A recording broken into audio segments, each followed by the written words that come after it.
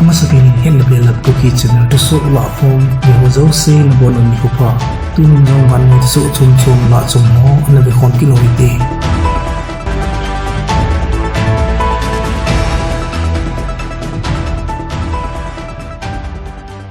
Russia le Ukraine ki ka ke buina ni za khat wal zen ong chinong zingin zong phat nalamin amanodi pu na hi Ukraine sipaiti chu le si chance monha kon na kinong tol do jing ta ve na hi Hichilai mun hi Russia ten thu nei zo ta wa pondo na ananei banwa solam Luhansk kam kai zo si Russia te khunno ya omtai tin chu ahitai Russia Foreign Minister Sergei Shoigu in asaina Moscow that na chun le si chan le avel la chen mun zo si chu alo zo thanei na lingset ane ahitai anati nahi ga he thai khat chu Ukraine military a kon confirm dungzoya achi sa pathin ni kho nilha lama pat Ukraine sipaite ananung cho no hitai agiti nahi hichi khupi lasi chan se solam Ukraine gamsunga dinga Luhansk kam kai adinga Ukraine sipaiten anato phao achaina chu ahin to hi Russia te khuna alha so hitai hinla Ukraine President Zelensky in hichi gam kai ho se hi nungla te dingin kitipna anane zin hi Hichi Russia te galzo na to hin kimanin Luhansk region governor Serhiy Haidai in asaina tua hi Russia ten atumu Luhansk kam kai si azo to lonin akimat pi Donetsk kam kai si zong asu thing ding ovin asaina hi amana saibena hichi gama Severodonetsk ahin milham sangit wal omnalaizin chule tuta alao lesi chance munazong hin milham sang somwal su na ding hilovin omnalai ve atinahi simpatni nilhangkai lam nidan livelin Russia sipaitin Kharkiv muna bomalha nawa secondary school khatsu anakapsi uvenahi athi amang wang ampon hinla bezroki gamkaya Russia te bom kamna milham thumin thina na to in mi gup alim uvetin agamkai governor puakon thulut nominahi Donetsk People Republic Huakon Thupon Dungzuin Achisa Nidan Somni Leli Sunga Ukraine te bomla na milham ngayon thina to in Somni Val Amasangovetin ngona anane uvenahi Donetsk kam kay sunga Slovians kupi chu missile ay lole bom hat in kaphum anahi ekiti hichya chun milham gumin thina to in sule milham somni ma in kisu khana anane uvenahi Regional capital Kramatorsk muna hotel lin khatzong mizaila kapsit anahin khupi sunga hi Mezerpu Alexander Golcharan ko in asaina a pathin ni khochun khupi sunga bomthum zen kaphum anahi anati Russia gamsunga Belgorod khopia Ukraine ten bom kaphum na ananei ziun chen in tampi ase nahi Hichia chun milham tumin thina to in tampin kisu khana ananei zunahi hichi Belgorod khupi hi Ukraine to gamgi china ahina chunga pathin ni khwa chu Ukraine sipaiten bom anakap khumnawa apartment building somlakhat private residential houses somthumlako chule inlin nga vel chu anakap si no hi Simpatni July ni simni United States Independence Day kiman nani khwa Russian President Vladimir Putin in ato kiba pi Joe Biden chu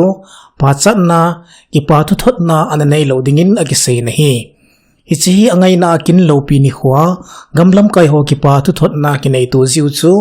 Russia adinga United States chalo na chu unfriendly ahi ti to lona ki bol loading ahi tin Kremlin in phondo na ananezin ahi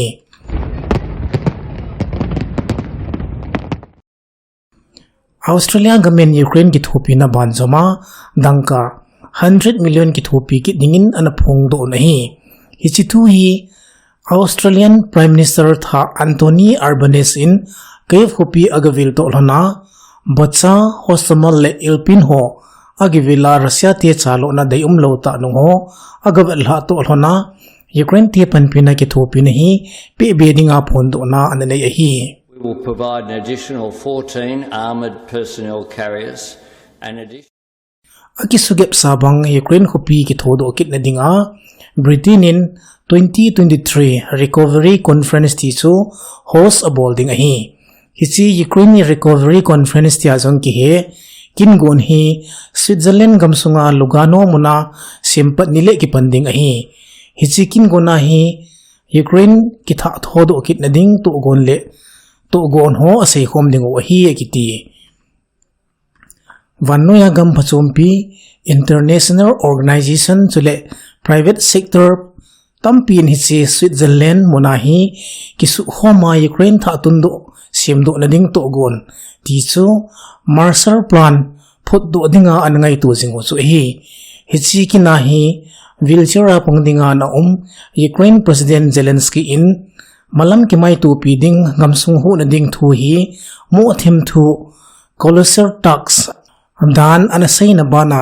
milham sang ni wal hi chi solam le langlam Ukraine ho akon hu do agon danu zong anasai na hi therefore we destroy the potential of the Belarus President Alexander Lukashenko in avela anapon do kinna Russia in Ukraine chunga gal abol na hi ichan hi zongle akhon ni geya ki din pia ki thopi ding a hi tin na sei na hi hanga he thei khat chu Belarus chule a president pa Alexander Lukashenko hi Vladimir Putin wanga agam sunga thunai na anei a hi na bana itabang thu hi zongle Russia adinga chu nobleda lawa aban langkhana chu pangjing jing a hi вооруженными силами Украины. Turkey Custom Authorities hon Russia cargo konglen hochu anahen tango vetin thulut no menahi ichi thuludin asaina Ukraine gamsunga changlemim Russia tin achom ho hinpu kong chu kongkai munvela Turkey tin anahen tango hi ichi thua hin Ukraine authority hon Turkey te full cooperation api dingun anasiu nahi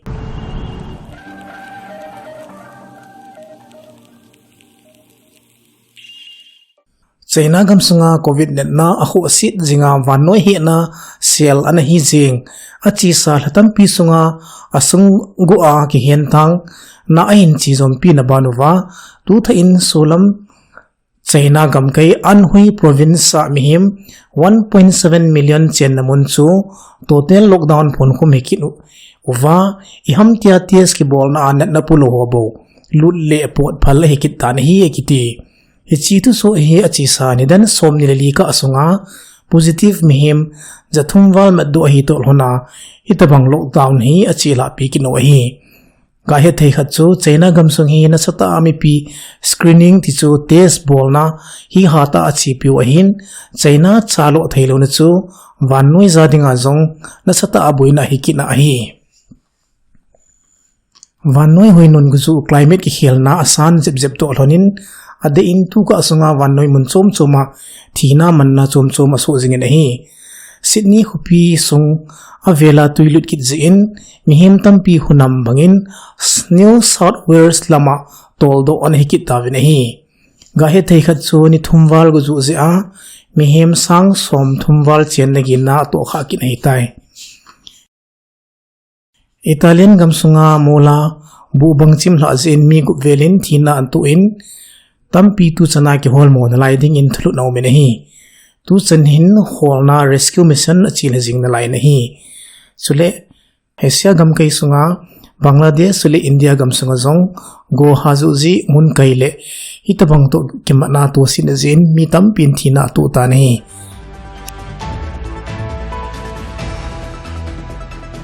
tu so panapa na sin chen ngai ho se achung chi wa gi pa naw khet ko ve tu so thai mu kit ka vin na bonon mang pha le chibe